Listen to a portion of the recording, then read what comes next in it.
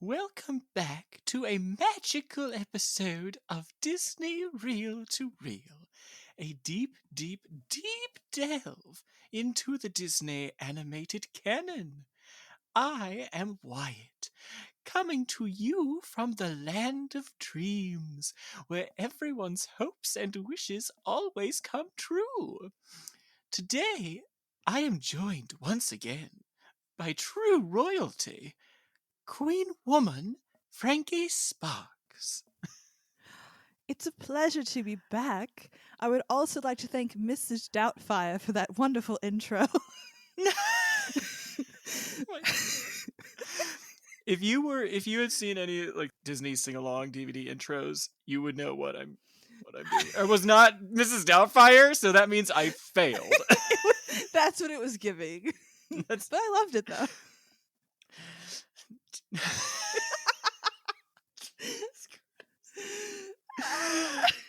I hope I did you proud, Robin. Oh my god.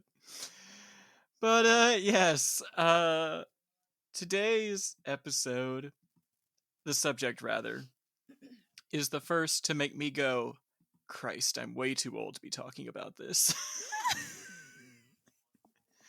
Probably. And I'm older than you, so that's yeah. Yeah. But because our last episode got really depressing, I figured it was best for us to do something lighthearted and maybe even a little silly. Silly Billy. That's where I thrive, in silly Billy territory. Yeah. But yeah, we're here to talk about franchises and branding and women and exploitation and children. So it's a regular old day here at Disney Reel to Reel. It's another Saturday. Yeah. Oh my god, that's too funny. Yeah. It's like exploitation of children and women sounds so silly, Billy. Welcome to the happiest podcast on earth. Oh anyway, but we are here to talk about Disney princesses. Woo. So, Frankie, you were at least 10 years old by the time this brand got kicked off, like 20 years ago. Yeah.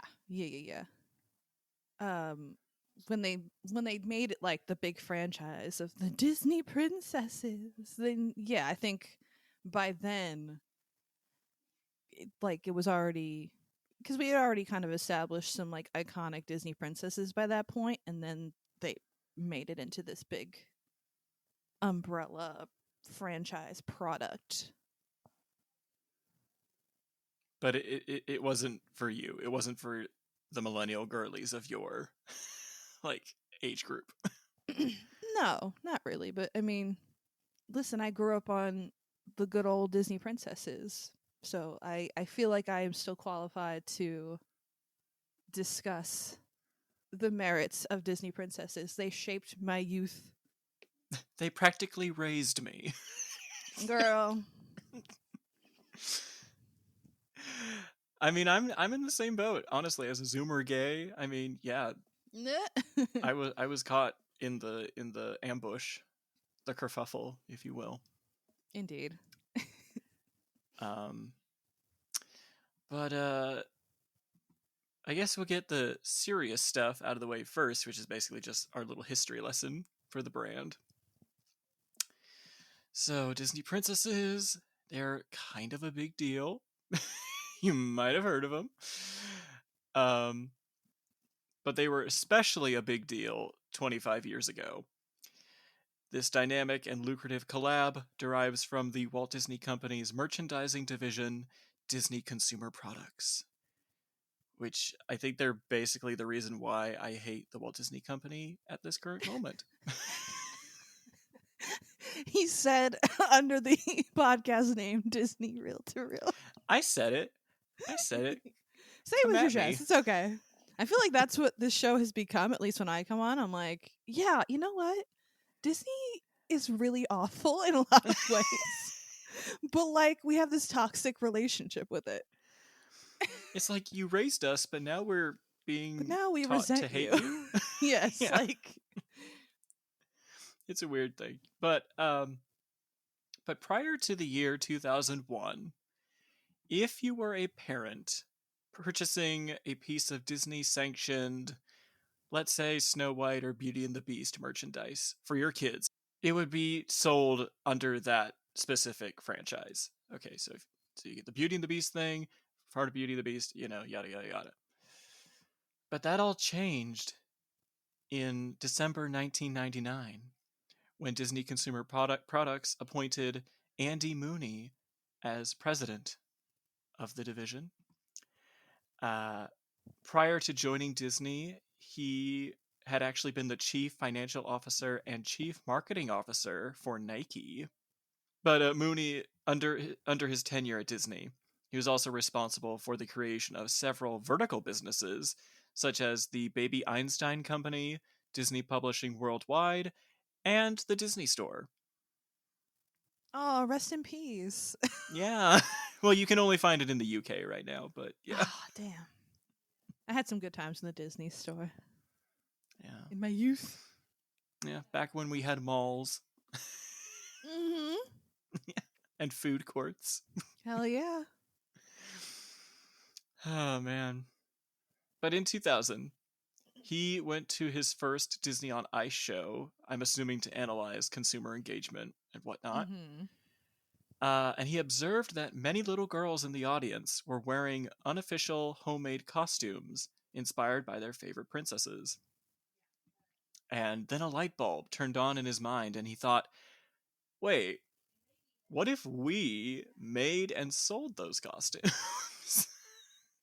Genius. Genius! Sure enough, the idea was approved by DCP, though company leaders like Roy E. Disney, Walt's nephew, opposed it initially, believing the characters' mythologies and Walt's legacy should be respected and untarnished. But they were like, money, money, money, money, money, money, money. I was gonna say, but money though. Money, dear boy. It makes the world go round. But that didn't deter Mooney from pushing the brand forward without bringing in focus groups to ensure demand or provide feedback. He was just like, guys, we have an idea. I'm certain it's going to make a shit ton of money. Let's just get to all the licensees and like start making products. Sure enough, the Disney Princess line went from earning $300 million in 2001 to accumulating $46 billion by 2024. Psh. They reached $3 billion by 2005. Yeah, that's okay. Yeah. But you know what's funny? I read it. I'm 99% sure it was a joke, but I had to question it for a second. I saw when I was scrolling the other day, you know how like daylight savings time happened, and I saw a Mhm. post like it was clearly a joke post. It was like, oh, Bob Iger is really trying to get find a way to make people pay for that extra hour they got of Disney Plus, and I was like, this clearly is a joke, but like, is it though? Are we sure? Let me check. And then you hear stuff like that, like they made $3 billion just on merch alone from just the Disney princesses, and you're like, really, really, guys? Okay, Where did it go? what? Like, where did it go? I have no idea. Wait, I heard something, and we can talk about it more, I guess, when we get to like Anna and Elsa. But like, is it true that Oh, we're they not talking about purposely? them. I know, because I was like, because when you sent me the list, I was like, oh, Anna and Elsa aren't on here. And then I read that like they purposely didn't put them in with the Disney princesses because they figured if they were included in the Disney princess line, no one would buy anything from the other princesses and just Anna and Elsa, so they put them separate. And I'm like, oh my god, that's so. It's like mean, but also like, yeah, that's true. It was just Yeah, so this this funny. this franchise is for the millennials. Frozen's for the Zoomers. Just That killed me when I read that. I was don't. like, oh, so they're not in it. Okay. Yeah, they're too cool. I guess. Yeah, fuck Belle. I guess I don't know. Yeah, no, she's not. She's not a timeless character at all. No. Let's get the wickedly talented Adele Nassim in there. She deserves her own class. And that lady from The Good Place who loves sloths. Oh my gosh. Sweetie. Is the sloth coming to the party? Oh. Oh my goodness. Fun. Oh man. Let's see. Did I put anything else? Oh. But during the 2000s and the 2010s, there was serious backlash from concerned mothers and feminist groups about the princesses as bad role models. I actually had to read one such article from writer Peggy Orenstein for a high school English class in 2017, and she published it in 2006, so this is clearly a problem for people. So I think it was part of a Cinderella myth curriculum. Right. And that, yeah. Well, I mean, we'll talk about it more, I guess, like in real action as we go through all these lovely ladies. But I will say, as someone who grew up with really the whole spectrum, like they're not all like, feminist icons or anything, but I certainly, like if you watch Snow White, you're not gonna grow up thinking like, oh well, as a woman, all I should do is clean the floors and wait for my prince to come rescue me. Like that's not. It's And then when he does, I shall anticipate him beating me with a spoon. like movies influence you, but you take what you want out of it. Like, what you can take positively out of something like Snow White is like, being kind and helpful and things like that. But you don't have to be like, yes, as a woman, we are domestic goddesses and that's it. Like, that's not, but, I cannot go one day without rolling out pie batter for my husband when he Exactly. comes home from Like, work. let's make us a pie. Like, no, Yeah. we don't need to do that. No.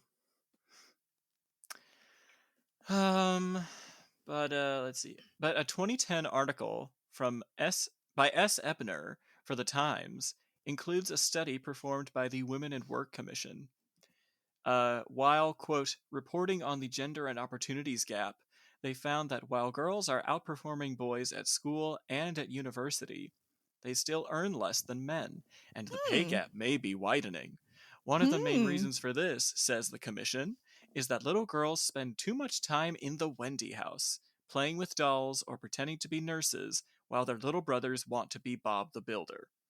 From an early age, girls are being socialized, it seems, for the caring, soft, feminine jobs, quote unquote, that perpetuate gender stereotypes, job segregation, and lower pay rates, unquote.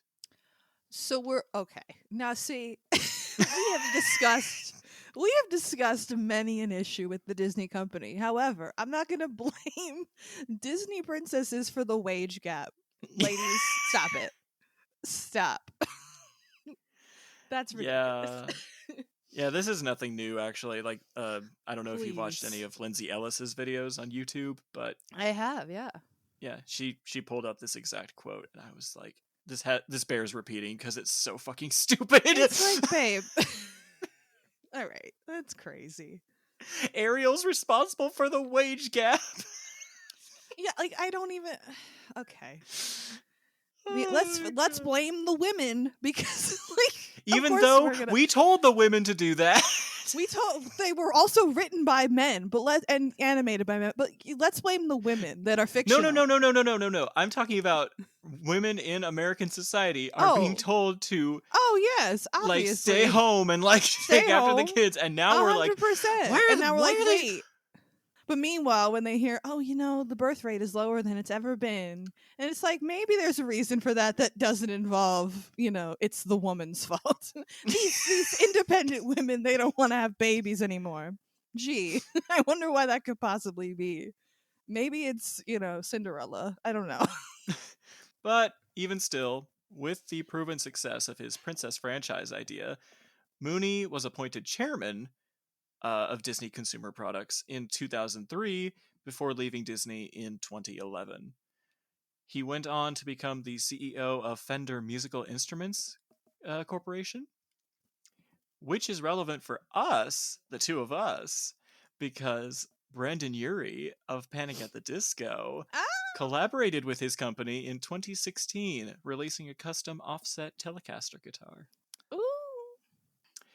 So I guess my final thoughts before we jump in are that prior to Disney consumer products oversaturating the market with all of Disney's intellectual properties, uh, Disney was not really in the business of princesses up to this point. They just happened to make quality films based on fairy tales known in virtually every culture, and while that comes with its own concerns of cultural sanitization, I think we definitely lost something once they began to place greater emphasis on marketability.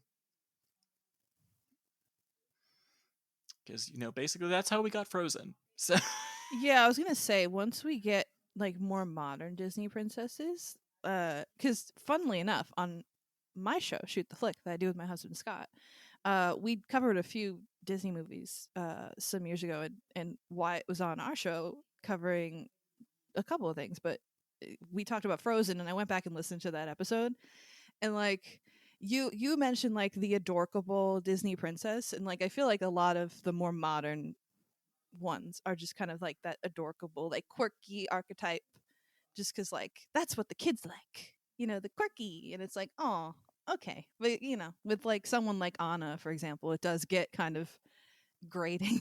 I mean, mm-hmm. maybe it's just because that movie's super, everybody and their mother knows that movie now, and it's like overplayed, but still, there's definitely that more modern Disney princess ness. Yeah, just like everybody and their grandmother knows Wicked. But I'm okay with that. Well, now, yeah. I have not. Sorry, we're getting off topic once again. But I have not watched a single goddamn trailer for the new. I feel like every 5 seconds there's a new trailer and a new sneak peek and a new. I'm like, stop spoiling this movie for me. I'm not watching anything. I'm like, leave me alone. I would like to cry. I would like to pretend that I can be surprised by what comes in the movie and cry appropriately when it happens. Like, don't try to spoil me.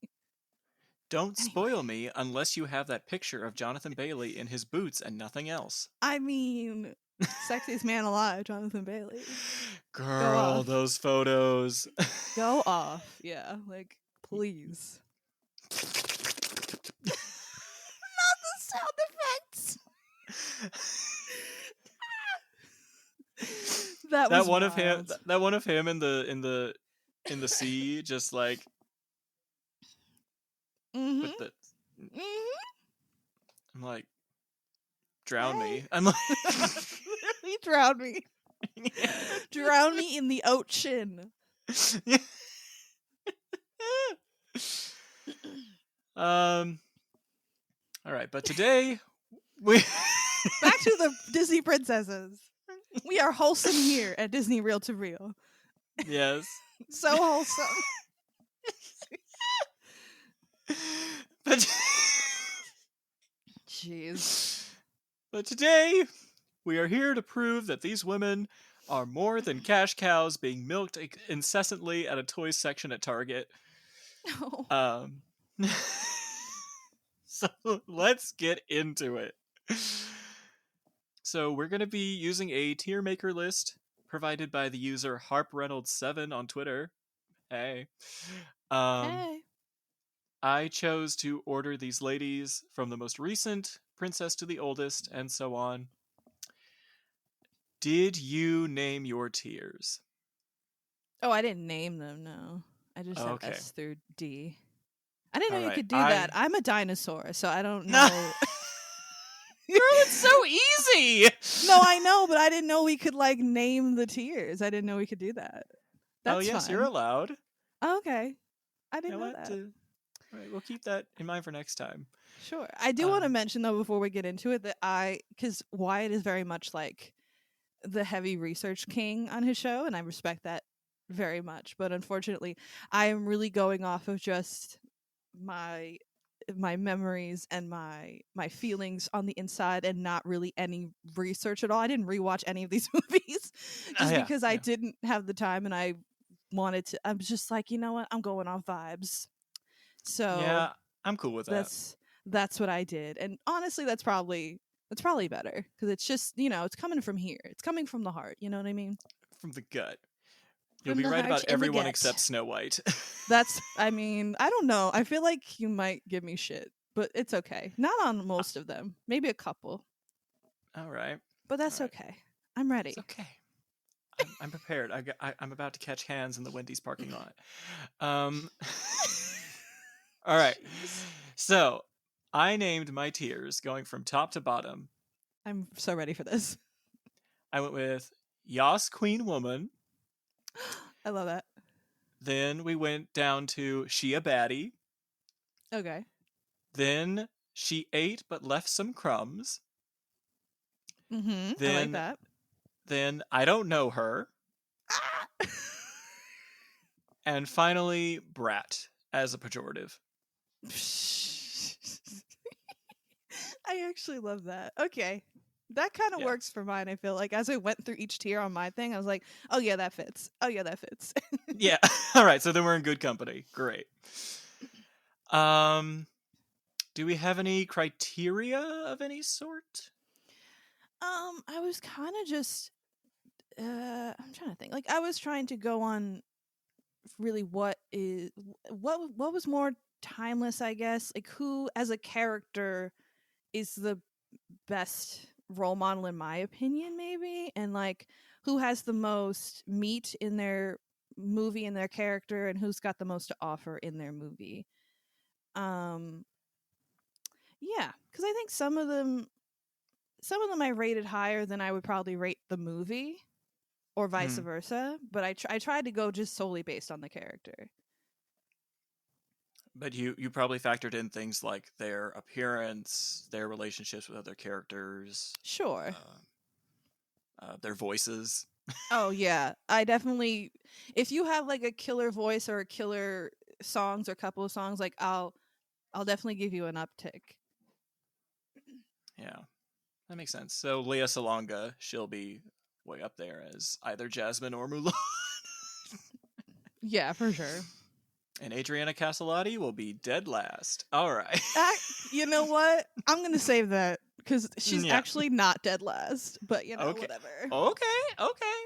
You think so little of me, Wyatt. I No. didn't put her dead last. Okay. I do not have her as high as you do. I can guarantee that. But it's okay. All right. All right. Then I think I know who might be dead last, but we'll say that for later. Okay. All right.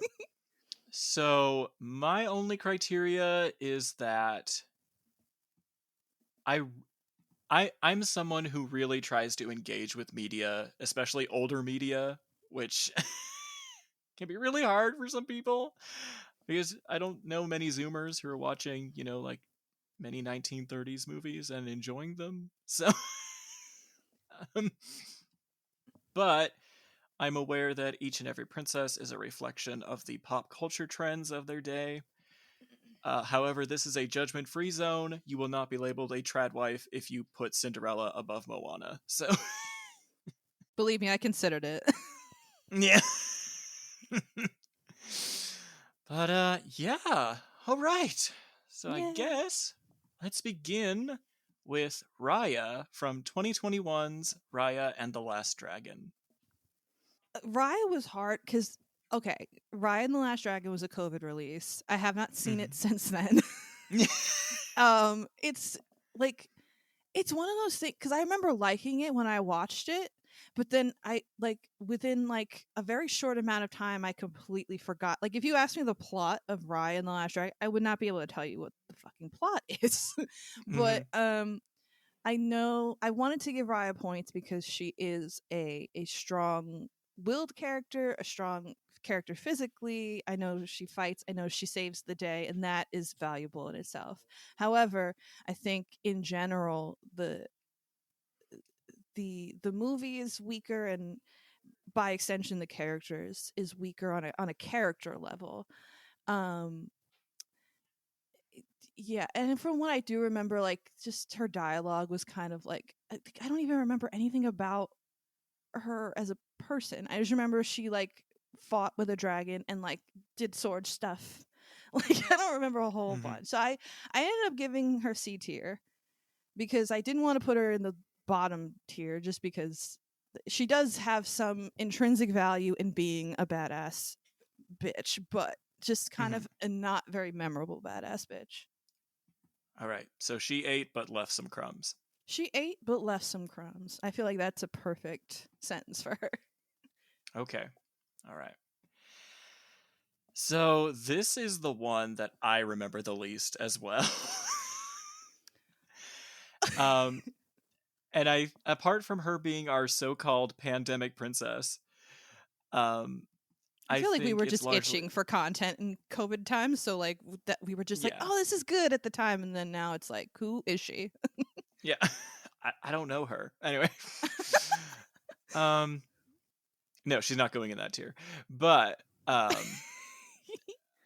I think it's also largely because this movie is not a musical. It's very dramatic, very action oriented. Um, and the script just makes it so that Raya's feelings, like her emotions, or like the way she feels about certain things, or her relationships to other characters, they are crammed in, like jammed in with all of this stuff, and there's not really given space to like sit Mm. um, and have us like empathize with her at any point. She's very stoic. Uh, we see that she's a nimble fighter. She's determined, self-sacrificing, and emotionally guarded. But I think what sets her apart from the other girls is her arc. Like the fact that she starts off like being trusting and then learning, like becoming cynical because of the fuck, I forgot what all the tribes were called. Um, So did there was everyone. there was so much information in this movie. Yeah. Like there's about dragons, and then there was like a glowing orb that they were trying to get, and there was a sword and another girl that she was friends with as a kid but then was fighting with. I don't even know what they were trying to, like, what were they after? I don't know. I have no idea. Something to do with the dragon. Yeah, it was something about dragons because I remember Aquafina being a dragon, and I wish I didn't Weren't, remember that, but I well, do. well, weren't they all like? Weren't all their factions themed after like different elements? Yeah, I could have sworn there was some sort of like Avatar-esque thing where like different regions had different kinds of dragons or something like that. God no, I and if I I cared couldn't. more, I'd be like, let's rewatch Riot. I don't care as much. Like I'm okay with not watching it again. Like I don't need to. It's okay. Yeah, but it's visually really pretty. Yeah. Like It is kind of weird though because it is very visually pretty, and then you get like the Aquafina dragon, which is like the most cartoony of cartoony little aminal characters. So it just doesn't feel like it fits. I don't no, know. no. Eh. Yeah, but I think we are talking about the movie as a whole now. But Yeah, I know. I feel yeah, bad now because see, we're getting yeah, we're it's getting fine. outside of Raya herself. Yeah. Um, but yeah, she is very cynical and prejudiced at the beginning, but is proven wrong and learns to trust people and dragons again, which is pretty engaging. But I can sense studio execs meddling to make this movie easier for people with short attention spans to digest. Mm, yeah, So it kind of gets lost in there. So I'm gonna put her in. She ate but left some crumbs. I think that's a good spot. Yeah, it was really close to I don't know her, but I think she carries a bit more weight than that deserves. All right. So next we have Snow White from 1937's Snow White and the Seven Dwarfs. Okay. Listen, I know what show I'm on, so I'm going to be very careful. Mm-hmm. Okay, so let's talk about the positives first.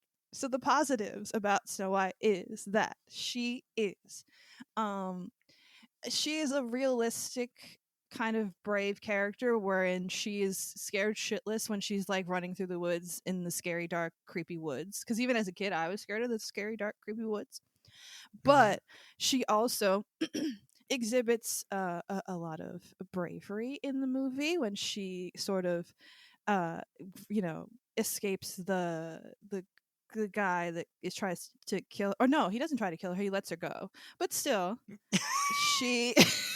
See, I didn't watch this movie beforehand. She's very I love this. kind. She's kind, and she helps the dwarfs, and she's very sweet to them, and she bakes them pie. They don't need And- luxuries. That will just and- confuse them. And she's kind. Listen, and she's kind. listen, her voice is irritating. She doesn't know. She, sings about basically how she wants a man in the beginning of the movie, and then a man literally falls into her backyard, and then she's like, "Hey, dude, how you doing?" And then, Well, like- no, first she's scared at first. oh, that's true, she is. Yeah. But then she's like, "Ooh, a boy," and then, Ooh. "Ooh, a boy." She's, yeah, I mean, there's just not a lot of meat on them bones as far as the character of Snow White, outside of she's nice and she is like a mama bear to these dwarfs. And She's the mom friend. She doesn't have any she doesn't have any chemistry even with the boyfriend who saves her life at the end of the movie and kisses her dead body and rides off into the sunset with her. So I think with fuck, what's the actor's name who played Jonathan? what? Jonathan from the remake?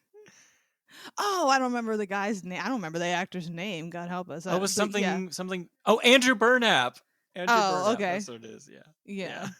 That was a joke I made. I that mean, he failed. at least Anyway. talked to Rachel Zegler in that movie. But so ultimately, I do think that, like, yeah, this is one of those movies that probably those, moms refer to when they're like, "Oh, she's a bad role model for girls and she's not a feminist." And like, no, she's not a feminist, but I think that there's still value in watching the movie because you can face your fears in the big scary forest and you can be kind to people and you're ultimately rewarded for being kind. I think that's similar to also Cinderella, but Cinderella does it better. But anyway, so ultimately Okay. there is value. There is value. And you're going to be mad at me, but that's okay. I put her in the C tier. She ate but left some crumbs. You is kind. You is smart. You is important. I agree. Snow White is important, but maybe not as important. Okay. But that's okay. We love her. We love her and her gooseberry pie. And her dear friends licking the plates. Yes. Yes. Oh my god. Put that shit in the tub. Anyway. Okay. I think after 3 years of climbing an uphill battle, I am ready to make the following statement. Ooh, I'm scared. Snow White is not a character. You guys, this is a real revelation. Yeah. This is progress. This is opening my understanding of women. They are not. This is why I'm Queen Woman, guys. This is why I'm here. She is a symbol Okay. of kindness, resilience, vulnerability. But I really like her behavior. So But I really like her though. yeah. There's not a lot of depth, but I still like her. That's fair. I know I will never change anyone's mind about her because too many people fail to engage with this movie on its own terms. Pointing at certain people. Listen. But the movie as a whole, it's sweet, sentimental, straightforward, and that goes for her as well. Um, trying to pull up my notes. I'm of two minds about the whole cooking and cleaning for men thing, because while I can interpret it as her learning to become a wife and mother, I don't. It doesn't come off like she's submitting herself to the dwarfs. Like they've Yeah, I would agree established with that that. there's like a trade. Yeah, I would agree with that. I don't think she's like their slave. Like in the beginning, she's like a maid and she's in rags and like she's the queen's slave essentially. In with the dwarfs, it's not like that. I would agree with you. Yeah. She's very humble about the labor she contributes as well as her appearance. Um, her stepmother's envious of her beauty, and several characters comment on it, but she never mentions it.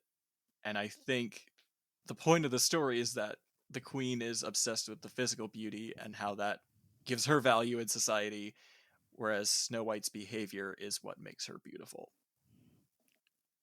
T. Clock that. Hot take, everybody.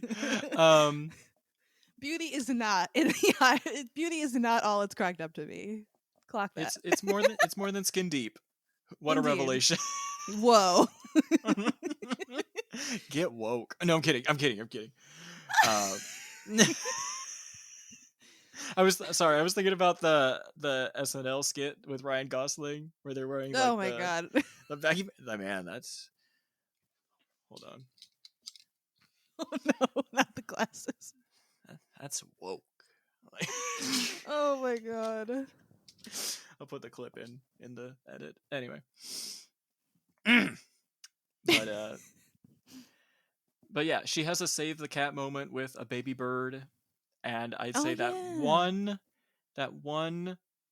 action Okay. is that I get she saved a bird one time. I hold on. She saved a bird, but that also protected her from being killed, and it got those animals to lead her to a house. So I will concede that she has very minimal actions that have a very large ripple effect.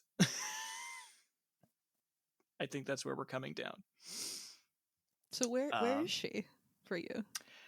I will put her in She a Baddie. Is that A? No, that's B. Oh, that's B. Oh. What was A? A is Yas Queen Woman. Oh, so what's S tier, bitch? That's is S tier. I'm so confused. Okay, All A right, tier. anyway. A tier, Oh, Yas Queen Woman. B, okay, she a baddie. C, she B, ate but she a left no baddie. crumbs. Okay, Yeah, okay. B is she a baddie. Okay. I'm like impressed with you that you can be so objective about your queen woman. Yeah. She my queen. She's my girl in a bag of pearls. But yeah. But like there ain't much to her though. Yeah. But I like what's there. Okay. We like Moving her. on. Moving on. We move to Moana from the 2016 film of the same name. So Moana I feel like gets an uptick for voice just because I feel like the songs are banging in this movie, and I don't know how to say the girl's name that plays her, like Auli'i Cravalho. Auli'i, okay. Yeah, she's great. So I really liked her performance. I think as a character, Moana, because she's so young, I feel like it's easy for a young female audience to relate to her because she is in a lot of ways just like a normal teenage girl, but well, sorry, something happened outside my apartment. Made a lot of noise. Lots of noise. I think Moana. Sorry, I think she has a lot of pressure on her, from from her village and being like in this. I think her father's like the leader of the village, right? Yes. Ish? Okay, let's go with that. The chief, yeah. Yes, okay. So yeah, she definitely has a lot of pressure on her, and then she's the magical water girl, and that's fun. But I think I think in her sort of coming of age journey, I think she finds a lot of inner strength. Yes, she gets help from other people, but I think ultimately she has to rely a lot on herself and her inner strength and confidence to achieve what she wants to achieve. So I think ultimately that's a good excuse me. I think that's ultimately a really good message to the peoples. The only reason that I didn't put her in S tier is because I feel like in certain ways, in certain parts, she does kind of fall victim to that modern Disney princess sort of like adorable, quirky, like kind of thing, and like that can be a little, but for the most part, I think the movie in general is really, really beautiful and poignant in a lot of ways, and I think that her as a character is really fun. So I put her in the A tier. In She a Baddie? She a baddie. Okay. Yeah, I think the one scene with her and Pua where she's like eating the pork in front of him, that's like the most awkward. It's like when Chewie eats the fucking what's the weird like penguin guys in front of them. The porgs. I don't fucking know. It's the porgs. I'm not Star Wars. I've Oh, never been to no. Uberjobber. Never been to Uberjobber. Oh, that's an oldie but a goodie, man. Uberjobber. Come to Del Taco. We got free Shavakadoo. Shavakadoo. Free Shavakadoo. Oh, man. Anyway, Moana's the baddie. Yeah. Free Shavakadoo, Moana. Free Shavakadoo and Moana. Yeah. Isn't that meme from 2016? That doesn't, I mean, that sounds right. I don't know. It's pretty close. It's pretty close. All right. So, Moana. The new and improved Pocahontas. Okay. Oh, Jesus. Yeah, like her, Moana is invested in her family, people, and culture, which is great. But I think what I like most about her, and you kind of alluded to this in your talk, but I'm gonna highlight it now, that what I really like about her is that she experiences self-doubt. She's put under all of this pressure to like save the world basically from a fire monster. Yeah. And there are points where she does have to like talk herself up and eventually get support from her dead grandma. Spoilers. And that's a really powerful scene between the two of them. But contrasting with Pocahontas, who was expected to like solve colonialism. God, that's gonna be a rough one. Okay. A conflict she had no hand in, by the way. Literally, like. It's like, no, you're the manic pixie dream girl. You must save us. Oh, God.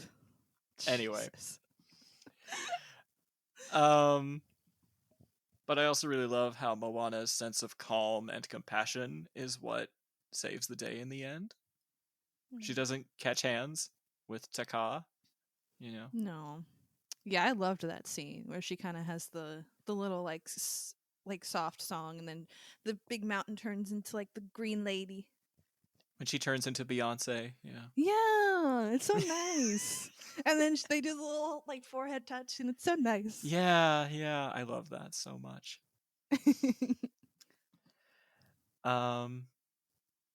But yeah, a strong girl with a soft heart. What's not to love? So I'm gonna put her in Yas Queen Woman. Oh.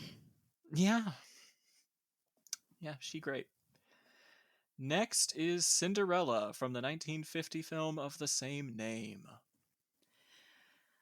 So I have a soft spot for Cinderella in general as a character. I mean, funnily enough, was it this past season we talked about the Brandy Cinderella in our show with Wyatt. Yes, we did. And it was so fun. But I think I think as a kid I really didn't appreciate this Cinderella. Like I kind of just like, it's kind of like boring and like whatever. But when I watched it as an adult, I feel like I appreciated it a lot more. I appreciated the animation. I thought the animation was really pretty. But also, I think when you look at the Cinderella story, like from a very simplistic point of view, you're like, yeah, she just kind of like does laundry and shit and then gets a boyfriend and then is in a castle. And that's the end of the movie. And it's like, yeah, I guess you could look at it like that. But also, I think Cinderella, being a 1950s girly in the in the movie, was made in the 50s, but I think, yeah, she is a domestic goddess, but also like a little bit of indentured servitude. Mm-hmm. But through all of that, there is a really pure kindness with her. She's very kind to not only her asshole family members, but she's incredibly kind and loving to the aminals in the house, except Lucifer because he's the literal devil, but that's okay. Um What does she say? She's like, if you don't want to, she's talking to Bruno, and she's like, if you don't want to lose that nice warm bed, you better get rid of those dreams. You know no. how? Just learn to like cats. And she's like, for one thing, sometimes he, but there must be something good about him. Yes, I remember that.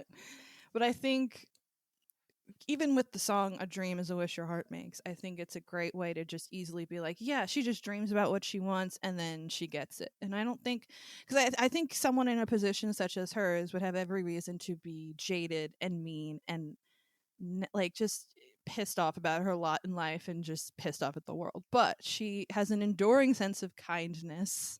She is kind, she is smart, she is important. And that really does endure throughout the whole movie, even with people who aren't so very kind to her. And I think, if anything, it shows the audience, potentially a young female audience, that even in the face of adversity, being, true to yourself and being kind, even to those who may not be so kind to you, does end up rewarding you in the end. And I think that's a very strong message. And yeah, I really like the movie because it's party.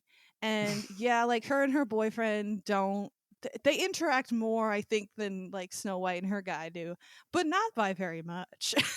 Yeah. So that's not, the best thing either. There's good and bad ultimately in the movie. However, I If do like her more than Snow White. What were you gonna say? if I may say, the Snow White's prince just sings at her, and they fall in love, and then they're just singing in their heads, and that's how we know they're True. in love. Yeah. And then I think they have like a tiny conversation outside and then the clock strikes 12 and she runs away. But So, he's like, I don't even know your name. yeah, that's the point. Bye. Bye, So Felicia. Anyway, ultimately I did enjoy her and her movie more than I did Snow White, even though there are similarities. But I think that Cinderella just does it a little bit better. So I put her in B tier. Right she a in the baddie. middle. She a baddie. Yeah? Okay. Wait, who's? Yeah. I keep getting confused on the titles. I put her in B tier. Yes, that's she a baddie. Okay. Oh wait. No, I thought So. she a baddie was A. Oh wait, it is. I'm sorry. Okay. I'm like, wait a minute, I just put Moana and she's a baddie. All right. Moana's in Yas Queen Woman. Snow White's in she a baddie. Raya's in she ate but left some crumbs.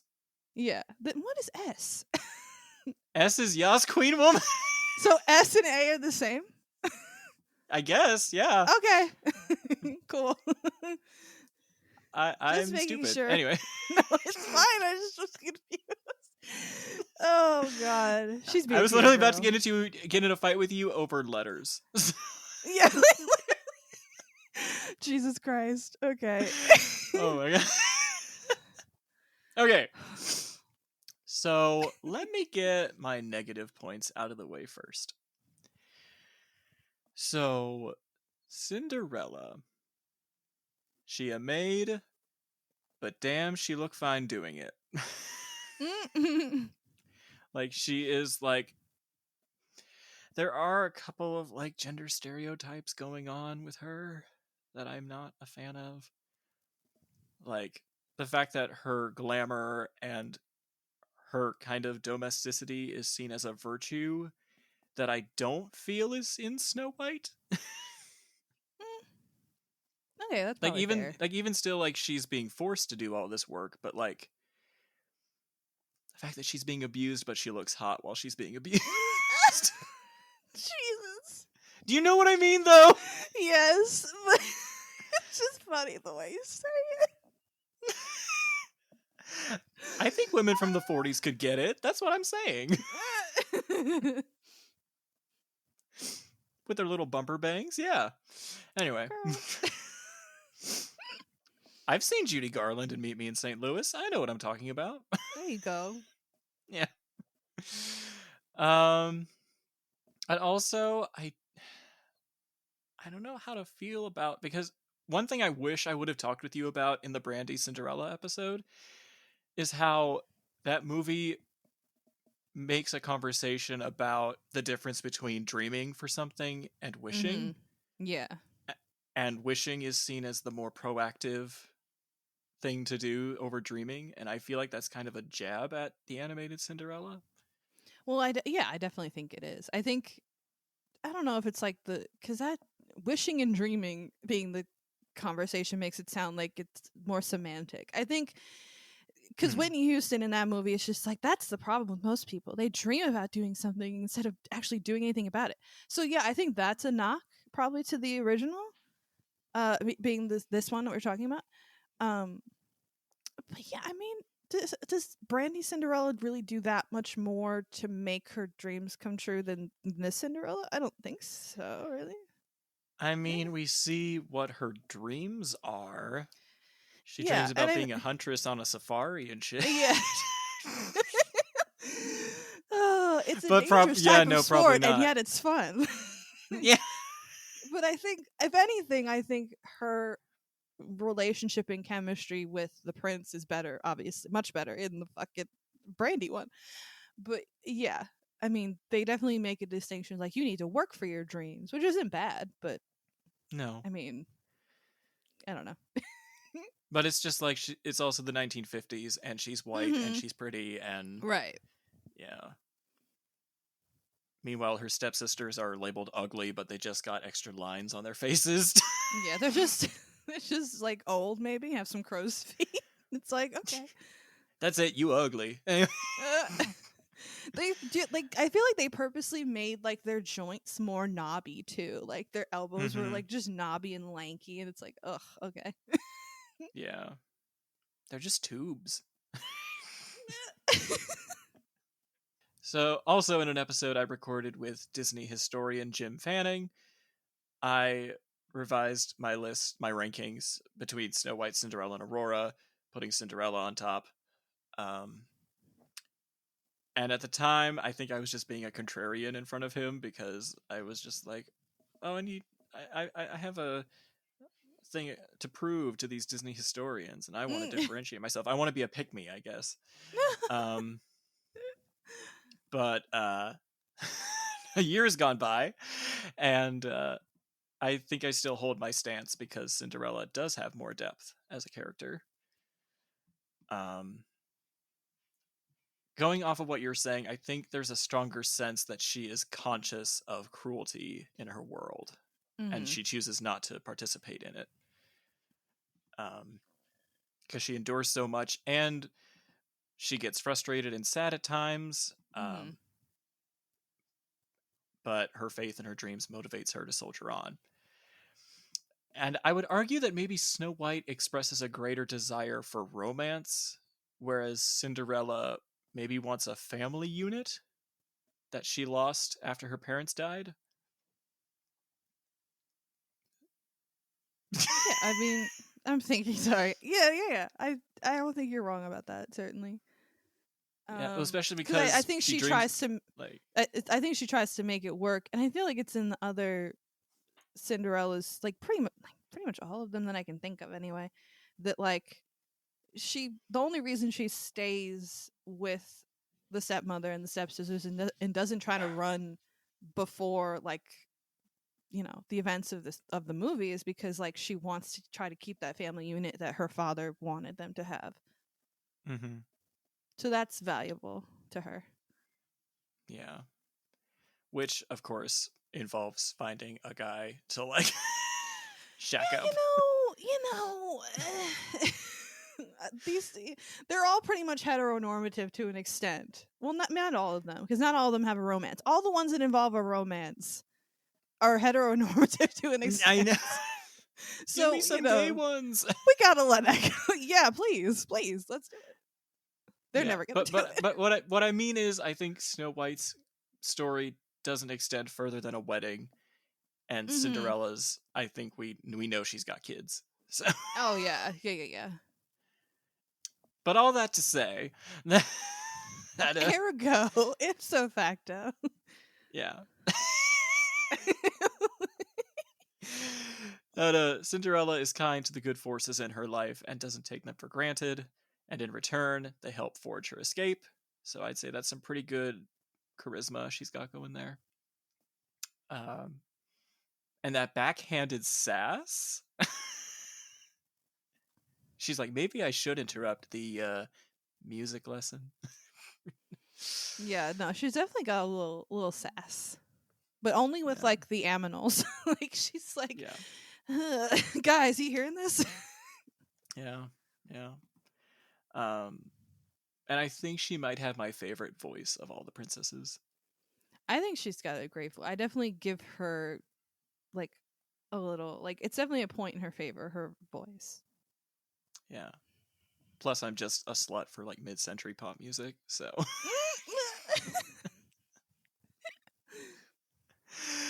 Oh my god. If the love of my life doesn't find me while Johnny Mathis is playing in the background, I swear to God. Jesus. What a choice. Johnny Mathis. I look at you. Oh my god. Jeez. But yeah, I could listen to Eileen Woods all day. So I'm gonna put her in.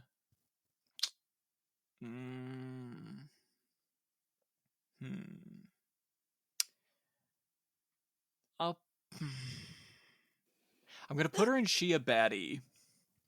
Okay. But I don't know if I want to put her above or below Snow White. Oh, that's a rough choice for you. Not for me, but for you. Dum dum dum dum dum dum dum dum dum dum dum dum dum dum. Okay. I'll put her below. Below. It's okay. Yeah. All right. Next, girly. Next. We move to Merida from 2012's Brave. Oh, jeez. Okay, so I remember next to nothing about the movie.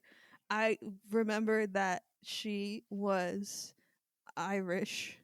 She's Scottish. Why is it Irish? No. Scottish. Because bears. And I remember she's a kilts. brunette. Anyway. Yeah, right. Shit. Cut that. Okay. No, I'm keeping that. Oh god. She's Scottish and she's got red hair. And she is, a princess that's supposed to do princess things, but she's like, no, I want to be an archer. I'm not even gonna try to do the accent. I want to be an archer. If you had the chance to change your fate, would you? Yeah, I feel like, because I feel like the trailers and stuff made it so very feel like it was gonna be like Rocky, but with a Scottish girl trying to be an archer. You know what I mean? But like this bitch, Adrian. Before we know it, she's running around with a bear that's her mom, and it's like, what are we doing, guy? Like, what is this? So I don't know. I didn't want to knock her completely because she definitely is a strong female character just by the fact that like society wants her to be one way, but she wants to do her own thing, and we love that. But like I don't know shit about her. Really, like I don't. If you ask me how that movie ended or like what happens in it after like the mom turns into a bear, like I don't fucking know. Do you need me to give you a quick summary? Yeah, please. Okay, so mom turns into a bear. She's like, "What the fuck?" And they're like, because she was fed a cake by a witch to like turn Right, her the into a witch, bear. the creepy witch that Yeah, everyone yeah, thinks the is creepy Boo witch. from Monsters Inc. What? So isn't there a thing where like What? the Disney theory or the Pixar theory? Because Brave is Pixar, right? So there's a Pixar Yes. theory, and like Boo is the old witch lady from Brave, all grown up or something. I don't know. That is the stupidest thing I've ever It heard is in my super life. dumb, but like that's the Pixar theory. Anyway, yeah. So They're creepy like witch. centuries apart. It doesn't make any fuck. Don't ask me. The Pixar theory is dumb as shit. But anyway. Yeah, we say that, and yet there is a Pizza Planet truck carving in her workshop. Right, exactly. Yeah. So That what makes the fuck? sense. Who fucking knows? Anyway. Yeah, so witch turns her into a bear. Okay, yeah. And then they have a bonding time together while her mom's a bear. She has to Mm-hmm. learn how to live as not a queen, I guess. And then they find out about this ghost bear king that was involved in another clan. And at some point, Merida gives a speech in front of all the clansmen being like, hey, we should all learn to love in our own time. And I had the chance to change my fate as an Irish woman. Anyway. No, stop it. I'm Irish, so I just said Irish. I'm so sorry. Scottish I love her people because she's listening. Irish. She's I Scottish, just, dear. I Anyway. just thought of Irish because she's got a funny accent. And she's white It's with not red funny. hair. We just lost half of our Scottish audience, thanks to Oh, you. stop it. I'm kidding. Not really, but so okay. We were just making fun of her accent. Okay. Okay, but anyway. So she learns a lesson. She learns a lesson, and she's kind, and she's brave. Because the movie, that's what the movie's called. What? I never would have guessed. Anyway. But then the dad wants to kill the mom bear because he thinks it's the demon bear. Oh, because she thinks it's a bear. Uh-huh. Yeah, and then the mom bear and the ghost king bear, who I think is named Mordieu, they get into a fight at Stonehenge, I think, and the ghost king bear dies from one of the stones landing on him, like falling on him. Mm-hmm. And then the they gotta God, I don't remember any of this. I think they have a tapestry that they have to mend. Okay, In I order feel to like in order to I feel like mend this is going down. to mend the bond. Because you know what's funny? Oh wait, no, wait. I remember the You don't little even chant. remember. No, hold on. I think I remember the little chant the witch said because they did it twice and it was no. really stupid. Oh, It was no. like fate be changed, look inside, mend the bond torn by pride. Oh God. Okay. Yeah, and then she puts the tapestry over her dead mom, who's a bear now. Oh, and then she magically comes back to life. Yeah. Does she stay yeah. a bear like in Brother Bear, or does she turn No. back to a person? No, she ain't a freak no more. No. No. No. No, she turns back into a human. Wow. Okay, so like you know how when Wyatt and I were talking about Ryan the Last Dragon and we were saying things about the movie. We were both said we don't remember much about the movie, but when we would both say things, we'd be like, "Oh yeah, I remember that. Oh yeah, I remember that." Didn't remember a damn thing that he just said about this movie. And I almost want to cuz I feel like the I remember the trailers for this movie and I don't remember there being much about bears in it. Like I remember No, I'm there gonna shoot there from my was. own hand. Like that I remember. I'm And gonna I'll fight be for my own shooting hand. for my own hand as an Right? Irish woman. Shut up. But you know what I'm saying? Like Yes, is that not the plot? Like I thought that should be like the point of the movie. But I think that the bears in the trailers were the Ghost King bear.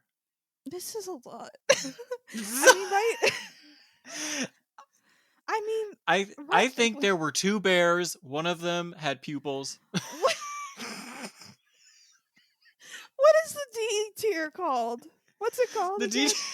I don't is know her. called I don't know her. Yeah. We're doing that then. We're doing I that. literally don't know her. I don't know. I had her in C tier because I'm like, oh, she can shoot arrows and shit, but fuck it. I don't know that bitch. Okay, I don't okay. know her. Okay, I will say also that I think part of the reason why she sucks is because they She's Irish. No! Let's piss off the Irish audience too. No, get me a Guinness. Anyway, isn't that an alcoholic beer? Yes, that's Okay. I don't know if it's that's Irish or not. No, that's Okay. Irish. You're good. Okay, great. Okay, great, guys. Thanks. Okay, great. Viva la Ireland. Oh my god. I will say that they initially had a woman directing this movie, and then John Lasseter pulled her off because of creative differences. I'll bet. Yeah, And figures. he put a man in her place. Mm-hmm. And I think Ain't that he the and this story? man, yeah, but he Tale and this as old as man, time. ma'am. Sorry. I,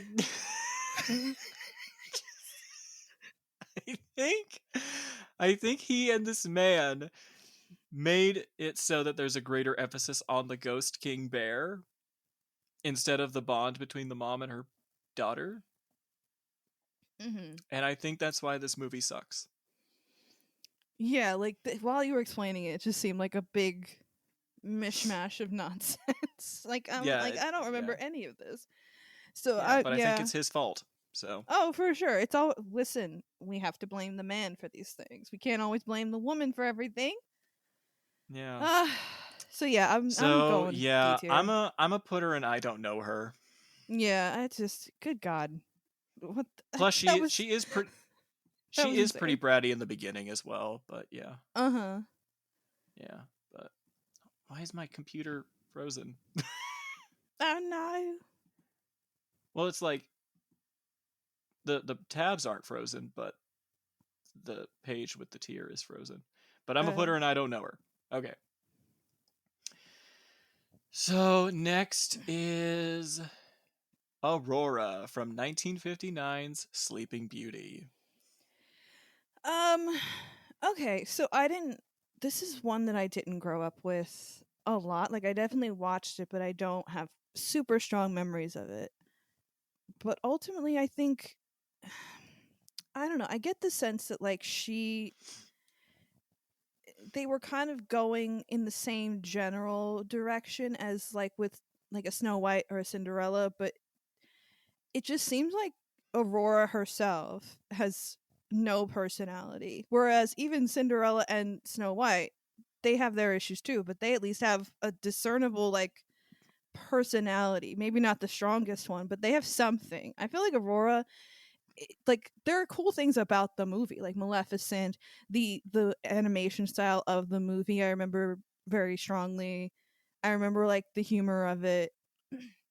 With like the animals and the kings are supposed to be really funny. I think I remember them being funny, but like I don't remember anything about Aurora as a character, as a person. I just and the freaking fairies, of course, were also funny.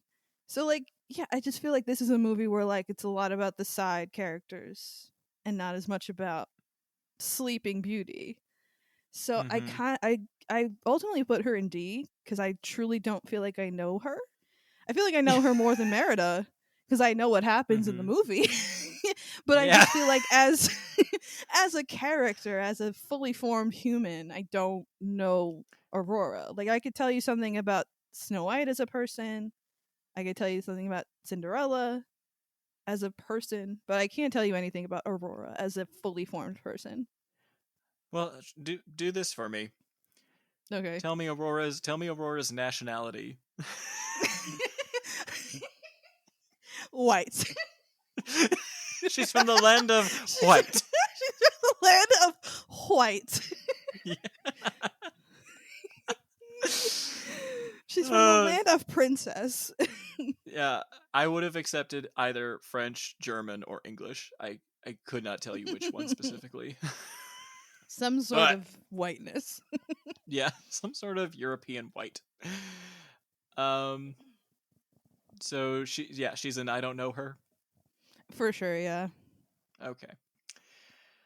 So I can't begrudge Walt Disney or any filmmaker for trying to adapt the Sleeping Beauty story for film and struggling to make its namesake a character.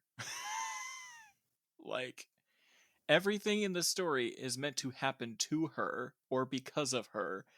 And if you try to make her take action, you kind of lose the thread a little bit. Um, but yeah, you're right. If Cinderella is a character and Snow White is a symbol, then Aurora is the aesthetic archetype of a princess. Yes. Like, if you looked up princess in the dictionary, there would be a picture of her right next to it, but she's just the template. Blonde lady with crown. Like, that's... Yes. I previously shared a quote on the show from voice actress Mary Costa about how she managed to get into character. And I can only presume the advice she received from animator Mark Davis and her personal singing experience, because she was like a trained soprano. She worked with the Metropolitan Opera for several decades. So she's got some pipes. I just think those were her only tools in like making a character. Yeah, you know. Yeah. It's yeah. I guess I presume the fun in watching her comes from the fairies having pulled the wool over her eyes for 16 years and like witnessing her reaction to learning about her identity. Mm-hmm. But we're told more about their love for her, than we are shown it. Right. I feel like, from what I remember, and it's again very minimal, I feel like the humor of the fairies comes from their interactions with each other, not necessarily like their like love for Aurora. Like, Yeah, it's more their like vibes with each other. Yeah. Yeah, there's nothing funny about their interactions whatsoever. No. Maybe a little cute, but it's brief. Mm-hmm. Yeah, she has only 24 lines of dialogue, 18 minutes of active screen time, and the only action she wishes to enact, which is to meet this cute boy at the cottage that night, is shot down as soon as it's raised. Because they're like, oh, you're betrothed to this prince. You can't see this young man ever again. And she cries. And then she gets gussied up and then pricks her finger and sleeps. And Such is life. Such is life. Ain't that just the way when you're a woman? Anyway. Yeah, you know, they just send you off to dreamland like you don't even matter. Just out of the movie, child. But yeah, beautiful voice, lovely character design and animation, but there's nothing else there. So I'm gonna put her in. I don't know her. Because we don't. Maybe above Merida. Yeah, I mean, I would be okay with that. It feels a little unfair because Merida has more personality, but like, I like Aurora's vibe more. Yeah, I was gonna say, but is it a fun personality? Not particularly. It seems very chaotic. Not really. I want my freedom. Like, please.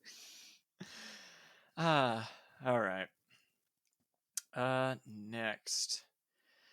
Maybe after this one we can take a little break. Okay, sounds good. All right. So we have Rapunzel from 2010's Tangled. So I feel like this, in a big way, the one that's maybe even like that. Sorry, I can speak. The only one that's maybe even more so a victim of like the adorkable modern day Disney princess is Anna from Frozen. I feel like Rapunzel definitely falls in that category. Like a lot of her vibe is like the like quirky, naive charm of her. I do like Mandy Moore's performance. I like her music. I wish in general with the movie that like all the songs were like top tier, like I See the Light, I feel like is a great song, but a lot of the songs I feel like are kind of like meh. Hmm. I like her chemistry a lot with Flynn Rider. I like her personality for the most part. I feel like I said, it kind of falls victim a little bit of the adorable thing, but like not too bad. Um I'm trying to think. I feel like there I don't know, I never connect. I feel like a lot of people really connect with Tangled, and I never really did as much as a lot of people, I feel like. And I don't know if it's because I feel like the strongest part of the movie is her and Ryder, and then everything else is kind of like eh. And like Mother Gothel is a good villain, but also maybe like when she's not around, it's just kind of there's a lot of chuffa in the movie, like with the weird like what is it, the weird bar thing where the bar people Oh, the sing. bondage bar, the snuggly duckling. And I Yeah. was like, what is happening here? And then like I just never fully like committed to the movie the way a lot of other people did. Um but ultimately I think she's sort of like the quintessential modern Disney princess, and I do like Mandy Moore. So ultimately I put her in B tier because she is kind of like a healthy mix of good things and bad things for me personally. So I ended up putting her in B. She a baddie. Yes. Okay. Um. Yeah, I think the Swifties really love this girl. Yes, she's very Swifty coded. Yes. Yeah. Yeah. Very, very fearless. Very speak now. Yeah. Um. Probably why I didn't love When Will My Life Begin. I don't either. I no, it's not my jam. No. No. But I love the reprise. Mm. Yeah. I like the villain Uh, song and the love song. That's it. I Everything like else is most of like, the eh. songs. I think it's just that one for me. Um, a lot of white guy with acoustic guitar. That's the vibe of Yeah. Tangled. Yeah. Um, but I think of the innocent, persecuted heroines that we've been talking about, like Snow White, Cinderella, Aurora, adding Rapunzel now. I think she's got the most going on of all of them. Um, I actually believe in her arc from going from like this meek, belittled girl living under this abusive parent to becoming like a confident, assertive woman. I think it's actually believable. Hmm. Unlike Rachel Zegler's Snow White. Oh Anyway, god. Please. Please don't bring that up. I can't. I can't do it. That movie nearly made me want to quit this podcast. So That was so rough.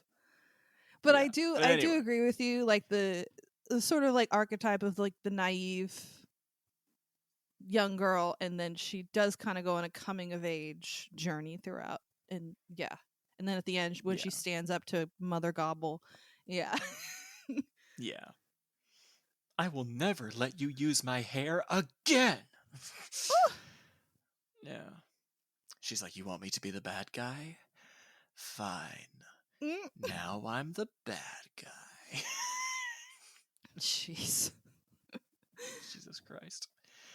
But yeah, I also love how her charisma makes literally every stranger in this movie want to be her best friend. And not just her best friend, but like her wrist flipping best friend. Like all those guys in the pub. Hmm. Um, who knew they were all gay? I have no idea. Uh, Jeez. one of them collects ceramic unicorns. Um, but anyway, yeah, a lot of subsequent Disney heroines have become more deliberately quirky and socially awkward, but I think she sets a very delightful precedent. So I'm gonna put her in. She ate but left some crumbs. Probably above Raya. Yes, I think that's fair. Yeah, I feel good about that. And now we'll be back after a 15-minute intermission. Woo!